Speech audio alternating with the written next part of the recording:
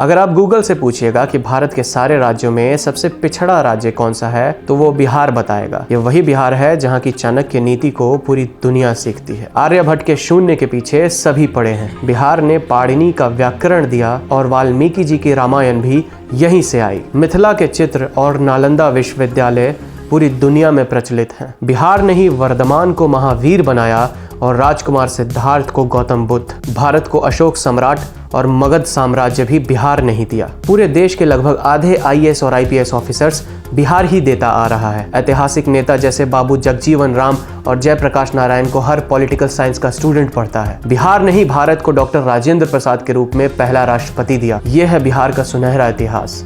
तो फिर आज स्थिति इतनी विपरीत क्यों है? आजादी के लगभग 77 सालों बाद देश के ज्यादातर राज्य अपनी परिस्थितियों को सुधार कर विकास की ओर बढ़ते चले गए, लेकिन बिहार केवल एक सस्ता लेबर सप्लायर राज्य बनकर के रह गया है। यकीन नहीं आता तो कोरोना महामारी के उस समय को याद करिए जब वो लोग जो अपने अपने राज्यों में काम करते थे वो अपने घर वहीं रुक गए, लेकिन देश के सभी राज्यों से बिहार के मजदूरों का एक बड़ा काफिला अपने घर वापस लौटने के लिए पैदल ही निकल पड़ा। रास्ते में उनको कितनी तकलीफों का सामना करना पड़ा। रास्ता ना भूले इसलिए ट्रेन की पटरियों पर चलते आए। भूखे प्यासे बीमार होकर कितने लोगों ने अपनी जान गंवाई, याद है या भूल गए? बिहारियों पर तो उनके अपने नेता ही तरस नहीं खाते तो अगल बगल के राज्य के नेताओं से क्या ही मदद मिलती। लेकिन आखिर बिहार के नेता भी बिहार के लोगों की मदद कैसे कर सकते हैं? यहाँ के लोग अपने नेताओं को उनकी डिग्री, उनके हुनर, उनके काबिलियत को देख करके थोड़े ही वोट देते हैं। उनका जात देखकर वोट देते हैं, पार्टी का टिकट देखकर वोट देते हैं। कहते हैं भाई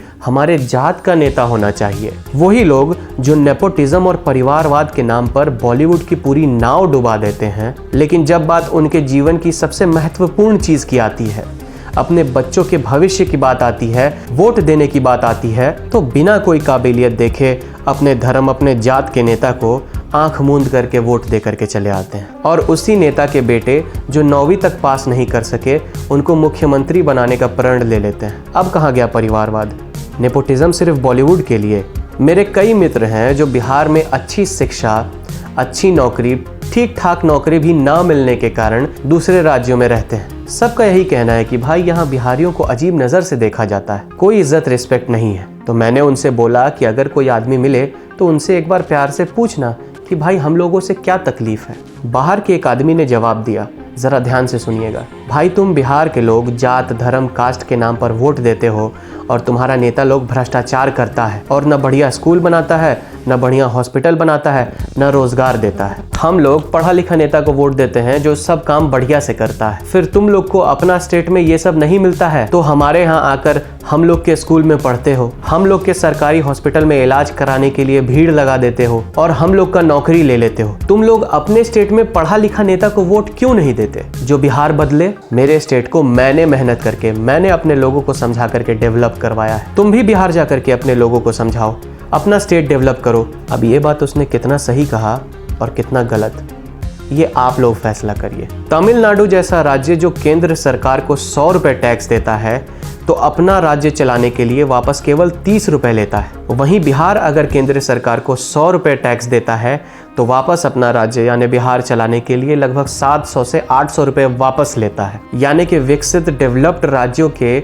लोगों के ईमानदारी और मेहनत से कमाए हुए पैसों के दिए हुए टैक्स पर हम बिहारियों का परिवार चल रहा है और हम फिर भी अपने नेताओं के अनपढ़ और जाहिल होने पर, उनकी काबिलियत पर कोई सवाल नहीं उठाते। जात और धर्म के नाम पर दबाकर वोट दिए जा रहे हैं। भ्रष्ट नेताओं के बंधुआ मजदूर बनते जा रहे हैं, बिहार के विकास की नौका में छेद करते जा रहे हैं। तो फिर आखिर हम बिहारियों का कोई भी दूसरे राज्य का व्यक्ति हमारी इज्जत क्यों करे? आप खुद को उनकी जगह पर डालकर देखिए, आप भी खुद की इज्जत नहीं करेंगे। अगर मैं या कोई इंसान पढ़ लिख कर बिहार की शिक्षा व्यवस्था, स्वास्थ्य व्यवस्था और रोजगार पर काम करना चाहे तो आप ही लोग मेरे हिंदू होने पर, मेरे मुसलमान होने पर, मेरे शेख अंसारी पठान होने पर, मेरे ब्राह्मण राजपूत दलित होने पर सवाल उठाएंगे। तो मेरे जैसे हजारों गए और हजारों आकर चिल्लाते रह जाएंगे, कोई फायदा नहीं होगा।